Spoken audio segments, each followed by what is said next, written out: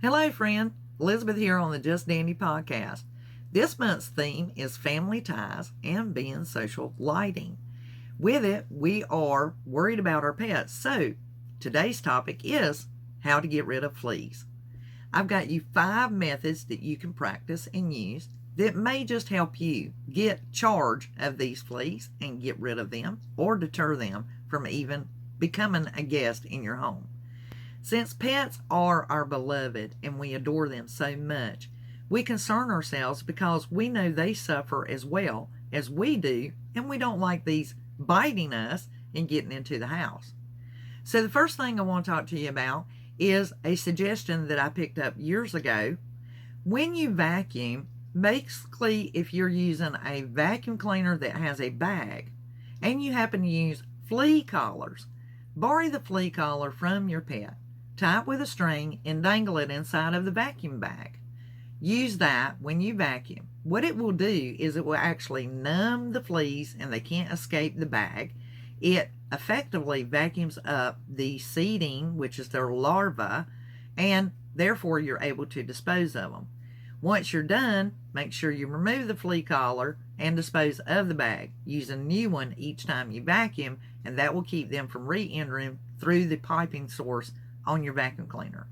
If you use a rainbow like I do, put a small amount of pine sol in the basin. And what this does is it actually does kill the fleas, their larvae, and they're not able to populate or be born. That way when you dispose of your water, you're effectively killing them and disposing of them as well. So what you can do after you vacuum, this is an awesome method.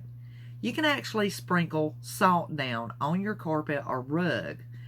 What happens, the way to effectively kill fleas and their larvae is to dry them up. So the salt naturally dries them up. And then that way it holds them off in between each vacuum that you do, keeping them from repopulating and re-entering, since they can easily hide out in carpets and rugs. This also keeps your animals from suffering, being that they like to also domicile somewhere where there's a softer padding, such as carpets. You could do it in their bedding.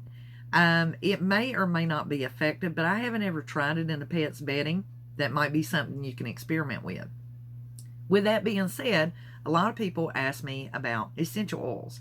Well, there are some essential oils, but bear in mind these are a deterrent. They're not so much that they kill fleas, they just discourage them. Now, rosemary essential oil is one, cedar essential oil, lemongrass essential oil, and marigold. With that being said, some of the plants that you can plant out and around your home are marigolds and rosemary. The next thing we can look to is diatomaceous earth. Diatomaceous earth is basically the clay or lava rocks that have been grounded up into a clay, and you can sprinkle it about. It's really great in your gardening beds and outside on your land.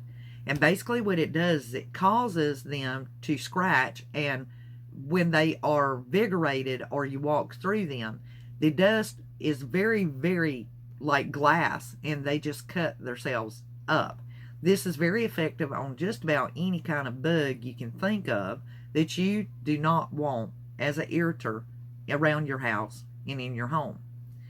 The other thing that you can look to is boric acid.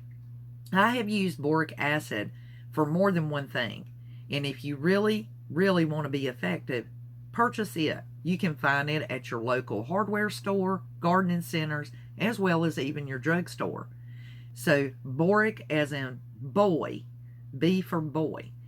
Look up boric acid. You can find information about diatomaceous earth and boric acid online by simply Googling it. But I have you a video that a specialist in Florida uses a more natural method of treating fleas, killing them effectively, and discouraging them. This video is 2 minutes and 42 seconds long. You will find the link in the description box down below, along with all this additional information being shared in this podcast to help you remember. So remember those essential oils again that I named before. We have cedar, lemongrass, and we can use rosemary as well as marigold. We can use these essential oils as a deterrent for fleas. Only if you are soaking something down or keeping it wet is it going to actually effective kill fleas or keep their larvae from rebirthing.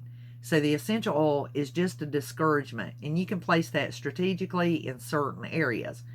But make sure you don't overuse it because it can be hazardous to your health if too much is emitted, such as for you and for your pets.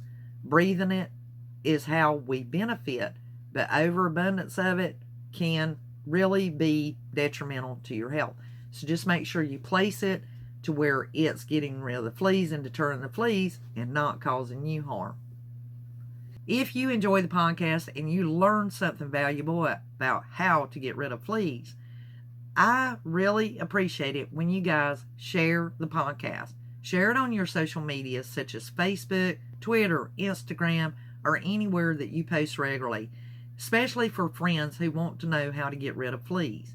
Be sure to check out the video based on the link in the description box below on how you can do some natural things coming from an actual pest control expert and teaching you a few things that you can use in your home and outside to get rid of fleas and keep them gone effectively.